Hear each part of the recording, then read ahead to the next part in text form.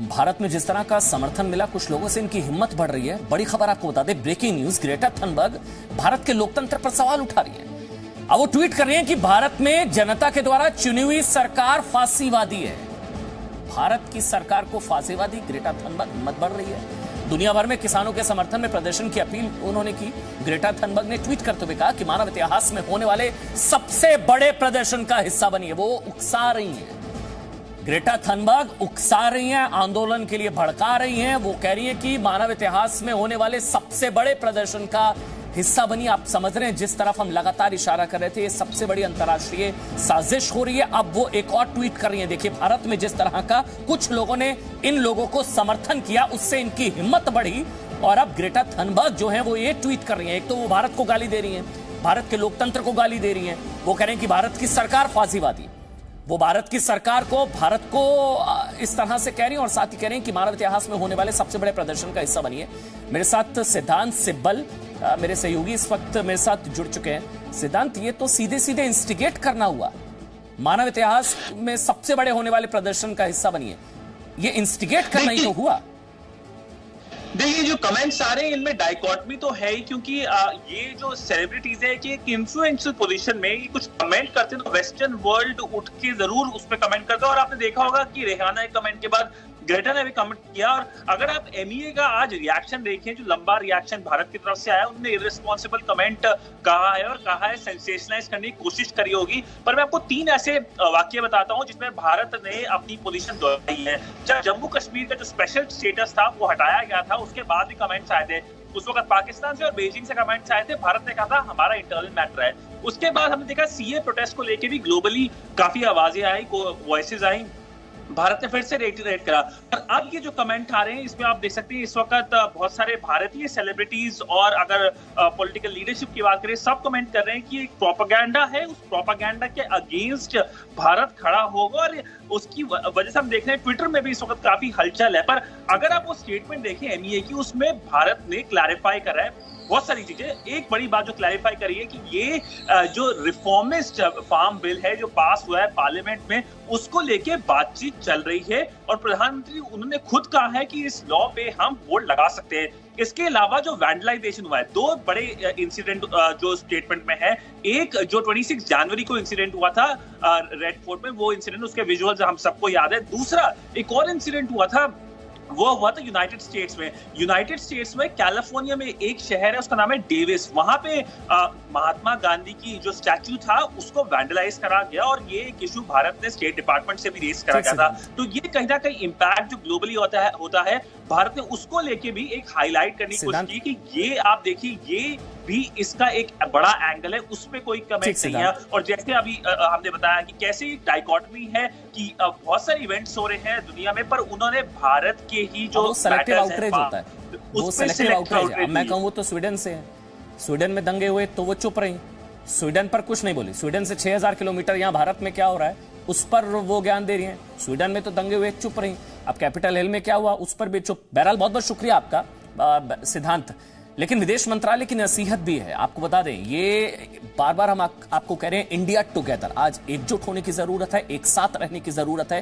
ये कुछ ताकतें हैं जो भारत को नुकसान पहुंचाने की कोशिश कर रही हैं, इसलिए आज पूरा भारत एक साथ है, एकजुट है ऐसी ताकतों के खिलाफ। विदेश मंत्रालय की नसीहत भी आपको बता दें, हैशटैग और कमेंट लोगों का लुभाने का तरीका है, बिना जाने बयान ना तो सटीक है, ना गैर जिम्मेदाराना अगर होगा इस तरह का अगर स्टेटमेंट दिया जाता है, यह सनसनी फैलाने की कोशिश है जो सही नहीं है। जिन मुद्दों की समझ ना हो उस पर बयान नहीं दें, क्योंकि लोग ट्रैप में अगर कोई फंस जाता है, उनको लगता है कि इन्फ्लुएंशियल लोग हैं वो ही अगर इस तरह की बात करें, उनके ट्रैप में ना आए। तथ्यों का सही पता लगाएं, उसके बाद ही आप बोलें। कृषि कानूनों को भारत की संसद ने पास किया है, यह कहा गया, कृषि कानूनों को भारत की संसद ने पास किया है। और सबसे बड़ी चीज है कि भारत के अंगने में इनका क्या काम, लेकिन रेहाना का खालिस्तानी कनेक्शन क्या है यह अब आपको दिखाते हैं।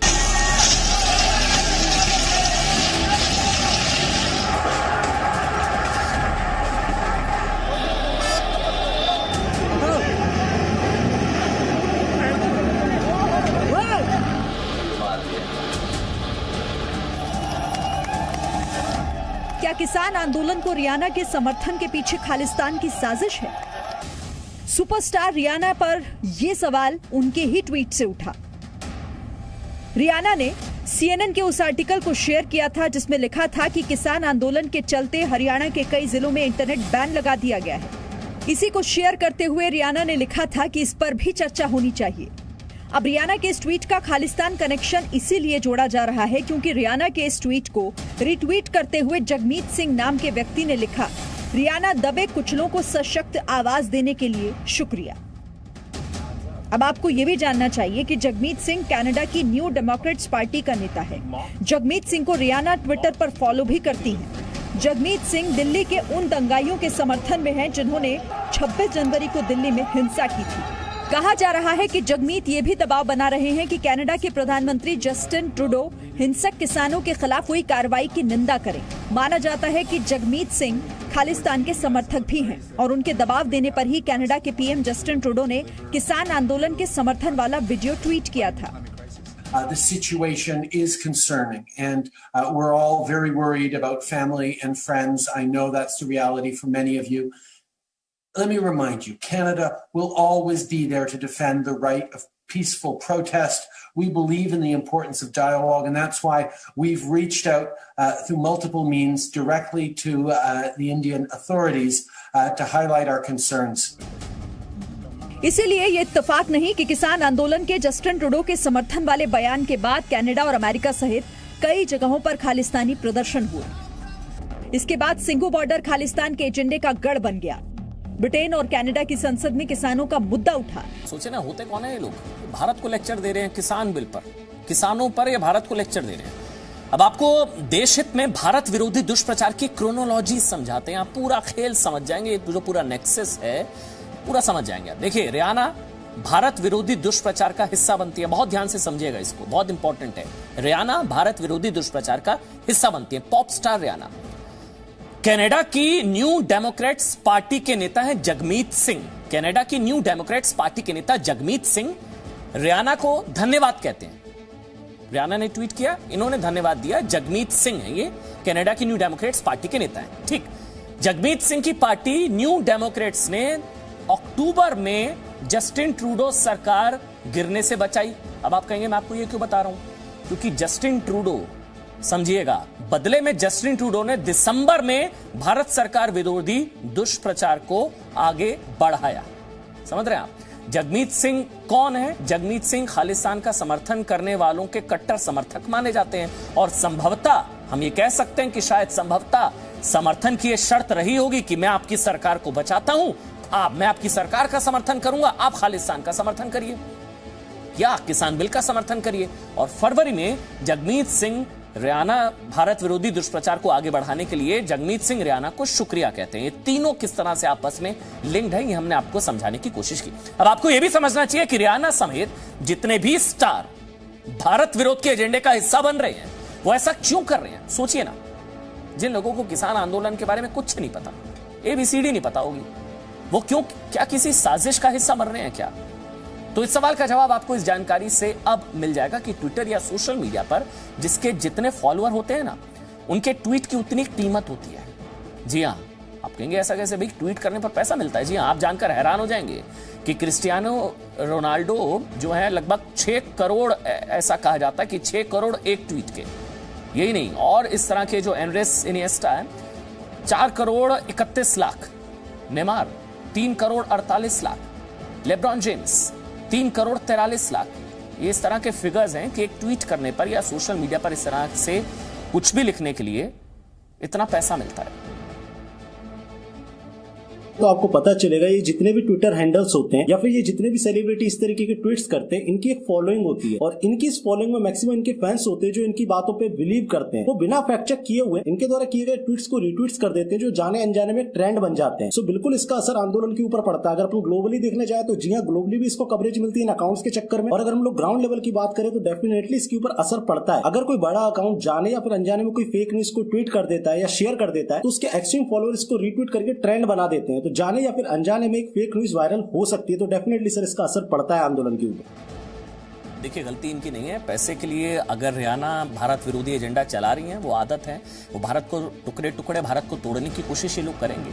वो अपना काम कर रहे हैं, लेकिन परेशानी दिक्कत यहाँ के कुछ लोगों से है जो उनके साथ खड़े हो गए। आप समझ रहे हैं लड़ाई इस वक्त कौन रियाना के साथ, कौन देश के साथ, कौन रियाना के साथ है, कौन भारत के साथ है। देशित देख रहे हैं आप और मैं हूं आपके साथ शील। राहुल गांधी के एक ट्वीट पर आज सुबह से बहस चल रही है। राहुल गांधी ने ट्विटर पर एम शब्द से शुरू कई तानाशाहों के नाम लिखे हैं और सवाल पूछा है कि ज्यादातर तानाशाहों के नाम एम से क्यों शुरू होते हैं। उसके बाद लोगों ने राहुल गांधी को सोशल मीडिया पर एम से ऐसे ऐसे नाम गिनाने शुरू कर दिए जो शायद उन्हें याद नहीं रहा। एम वाले ट्वीट के करीब 4 घंटे बाद राहुल गांधी ने किसान आंदोलन पर एक प्रेस कॉन्फ्रेंस की और प्रधानमंत्री नरेंद्र मोदी पर उन्होंने निशाना साधा।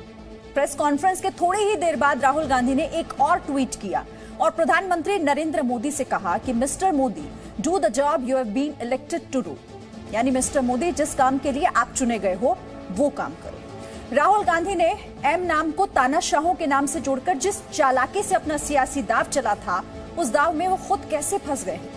यही देशहित में 8:30 बजे की हमारी कवर स्टोरी।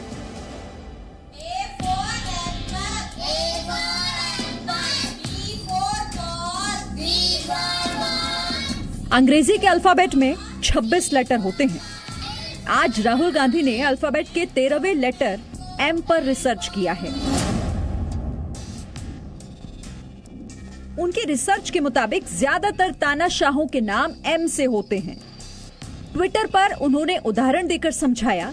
एम से मार्कोस, पूरा नाम फर्डिनेंड मार्कोस, फिलीपींस के पूर्व राष्ट्रपति। एम से मुसोलिनी, पूरा नाम बेनितो मुसोलिनी, इटली का तानाशाह। एम से मिलोसेविक, पूरा नाम स्लोबोदान मिलोसेविक, सर्बिया के पूर्व राष्ट्रपति।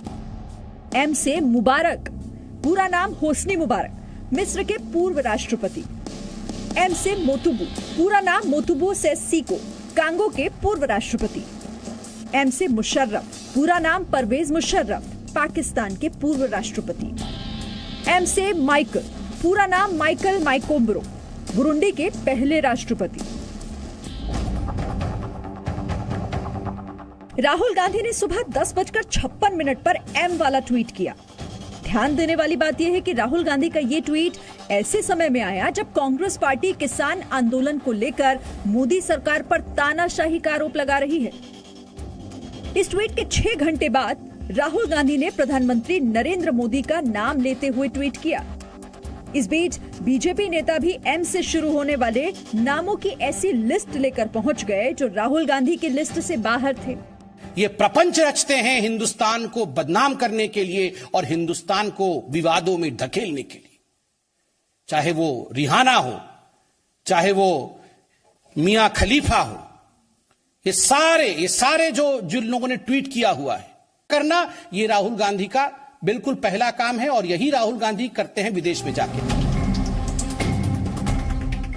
राहुल गांधी के ट्वीट के बाद सोशल मीडिया पर कई हैशटैग ट्रेंड करने लगे। मनमोहन सिंह, मोहनदास करमचंद गांधी और माइनो नाम चर्चा में आ गए। लोग राहुल गांधी से पूछने लगे, एम से इटली का मुसोलिनी याद रहा, पर एम से माइनो भूल गए। यहाँ आपको ये भी बता दें कि माइनो सोनिया गांधी का पुराना नाम है। राजीव गांधी से शादी से पहले सोनिया गांधी एंटोनिया माइनो के नाम से ही जानी जाती थी। लोगों ने ये भी पूछा कि एम से मुबारक याद रहा, एम से पूर्व प्रधानमंत्री मनमोहन सिंह का नाम भूल गए।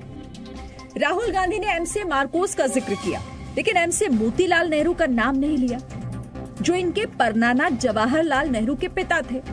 राहुल ने एम से मुशर्रफ का नाम लिया, लेकिन राहुल भूल गए कि एम से मदर टेरेसा भी होता है।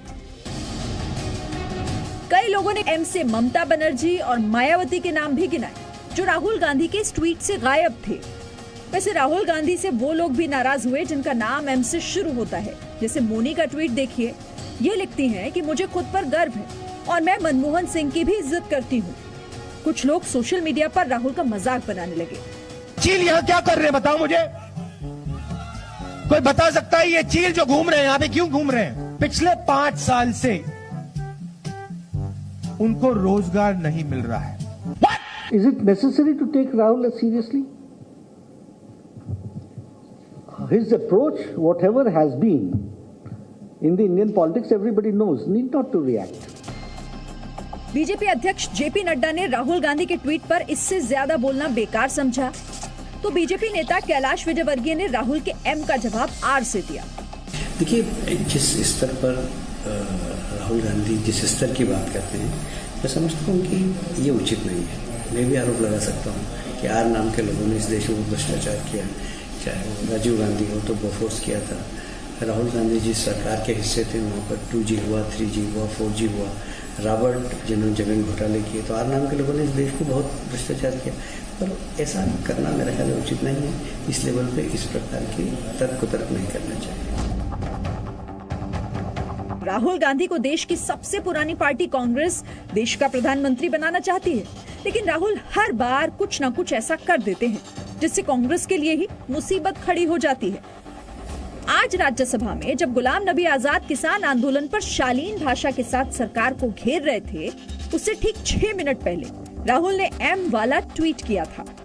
यानी गुलाम नबी आजाद की सारी मेहनत पर राहुल गांधी ने एक ट्वीट से पानी फेर दिया। पगड़ी संभाल जट्टा पगड़ी संभाल, तेरा लुट गया माल वे जट्टा पगड़ी संभाल, सारे जगदा पेट भरे तू, सारे जगदा पेट भरे तू, अन्नदाता कहलाए तू, ओ सदियों के ठहरे पानी बहती धारा बन जा तू, लुट गया माल तेरा लुट गया माल वे पगड़ी संभाल जट्टा पगड़ी संभाल। तो ये इस तरह उस गीत ने एक नया जोश, एक नया वलवला, एक जगह नई जागृति उन किसानों में पैदा की। राहुल गांधी को गुलाम नबी आजाद जैसे वरिष्ठ नेता से सीखना चाहिए कि सरकार की आलोचना कैसे की जाती है और विपक्ष के नेता के तौर पर अपनी बात कैसे रखी जाती है। गुलाम नबी आजाद से अगर राहुल सलाह लेते तो उन्हें एम से तानाशाहों के नाम नहीं, एम से मोहनदास करमचंद गांधी और मनमोहन सिंह के नाम भी याद रहते। ब्यूरो रिपोर्ट, जी मीडिया। अब मैं आपको एक ऐसी तस्वीर दिखाना चाहती हूँ जो आपको सोचने पर मजबूर करे। ये मजदूरों के पलायन की तस्वीर है। सिंघू बॉर्डर के पास रात में ये लोग दिल्ली की तरफ चले जा रहे थे। तभी जी मीडिया रिपोर्टर शिवांक मिश्रा ने इन्हें देखा, इनसे बातचीत की। पता चला कि ये जो मजदूर हैं ये किसान आंदोलन की वजह से परेशान हैं और इसीलिए पलायन करने को मजबूर हैं। आप इन तस्वीरों को एक बार फिर देखिए। ये अपना सामान अपने कंधे पर ढोते हुए यहाँ से लौट रहे हैं, जा रहे हैं। 17 मजदूर थे जो कि यहाँ से पलायन कर रहे थे। जब वजह जानने की हमने कोशिश की तो पता चला कि ये इनका पलायन जो हो रहा है वो किसान आंदोलन की वजह से मजबूर होकर ये यहाँ से वापस लौटने को मजबूर हैं और पैदल ही ये लौट रही हैं।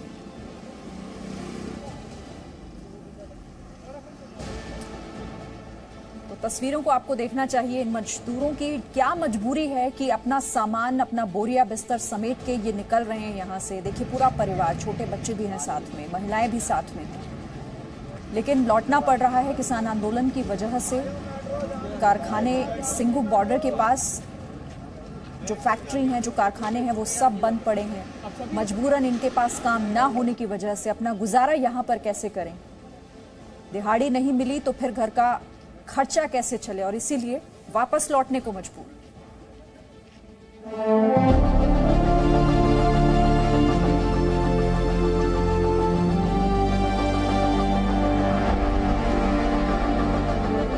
माथे पर बोरा, कंधे पर बैग, पीठ पर बैग, सीने पर बैग, रात के अंधेरे में चले जा रहे हैं, चले जा रहे हैं। ये कौन लोग हैं?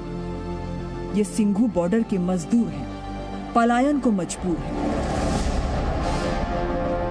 तेरे से पैदल चल रहे हो, पैर में दर्द हो रहा है? दर्द तो हो रहा है। हाँ। कितने घंटे पैदल चले हो? बस 3-4 घंटा। साधन कुछ नहीं मिला बॉर्डर बंद होने की वजह से? नहीं, कुछ नहीं। इनके पलायन की मुख्य वजह है किसान आंदोलन। अब आप कहेंगे, किसान आंदोलन मजदूरों के पलायन की वजह कैसे है? ये जानने से पहले आपको इन मजदूरों के बारे में जानना जरूरी है। ये 17 मजदूरों का समूह है। इसमें पुरुष भी हैं, महिलाएं भी और उनके साथ बच्चे भी। ये लोग सिंघू बॉर्डर के पास कुंडली इंडस्ट्रियल एरिया में चल रही फैक्ट्रियों में काम करते हैं। इनमें से ज्यादातर लोगों को बिहार के कटिहार जाना है। इसके लिए पहले इन्हें दिल्ली के रेलवे स्टेशन तक पहुंचना है, लेकिन सिंघू बॉर्डर के आसपास इन्हें गाड़ियां नहीं मिल रही, इसीलिए पैदल जा रहे हैं। हमने पानीपत गई थी, वहाँ से आई, पर सोनीपत से नहीं मिला कोई साधन, पैसा भी चुक गया। हाँ, वहाँ से पैदल चले आ रहे हैं। फिर उसके बाद पैदल आ रही हो? हाँ। कितने घंटे मतलब चली हो आप? हमने 4 घंटा चली। अच्छा, 2 बच्चे भी हैं, बच्चे भी बेचारे पैदल चल रहे थे। तो मतलब पैर में तो कष्ट हो रहा होगा। हाँ, क्या करें साहब, कष्ट तो हो ही रहा है। हाँ साहब, कुछ खत्म हो जाए, परेशानी आपकी दूर हो गई, तभी तो हम पब्लिक दूर हो गए साहब। इनके पलायन की मुख्य वजह किसान आंदोलन इसलिए है क्योंकि सिंघू बॉर्डर के पास कुंडली इंडस्ट्रियल एरिया में चल रही फैक्ट्रियों में कच्चा माल नहीं पहुंच पा रहा, क्योंकि सिंघू बॉर्डर पर रास्ता बंद है। अब ऐसे में फैक्ट्रियां बंद हो रही हैं और इन मजदूरों के पास अब नौकरी नहीं बची। फैक्ट्री मालिक भी किसान आंदोलन का रोना रो रहे हैं। वही है ना सर, एक चीज दूसरे से लिंक्ड है। अगर आपका फैक्ट्री नहीं चलेगा तो आप इंटरेस्ट पे नहीं कर पाएंगे, आप लेबर को सैलरी नहीं दे पाएंगे, लेबर को सैलरी नहीं देंगे, लेबर भाग जाएगी। एक तरफ पलायन की ये तस्वीर है और इस तस्वीर को देखकर आपको लॉकडाउन में साल 2020 की पलायन वाली तस्वीरें याद आ रही होंगी। अगर याद नहीं भी आ रहा हो तो याद कीजिए, कोरोना काल में लॉकडाउन की वजह से फैक्ट्रियां बंद हो गईं और मजदूर बड़ी संख्या में शहर छोड़कर गांव लौटने लगे। उस वक्त पलायन राष्ट्रीय मुद्दा बन गया था, खूब राजनीति भी हुई थी, लेकिन पलायन की इस मजबूरी को मुद्दा बनाने के लिए न कोई नेता बचे हैं, न कोई समाज सेवी और न ही मीडिया। अभी हम लोग जिस जगह पे मौजूद है, हमारे ठीक पीछे सिंघू बॉर्डर है। सिंघू बॉर्डर को बीते 26 नवंबर से प्रदर्शनकारियों ने बंधक बनाया हुआ है। प्रदर्शनकारी अपने मन से कई बार किसान मजदूर एकता की बात करते हैं, साथ ही प्रदर्शनकारी दावा भी करते हैं कि उनका जो आंदोलन है वो किसानों और मजदूर की बेहतरी के लिए है, लेकिन तस्वीरें बिल्कुल उसके उलट बयान कर रही हैं। कैमरा पर्सन सुनील के साथ Shivank Mishra, Zee media, Singhu border. Presenting B News app, available on Google Play and App Store. Download it now.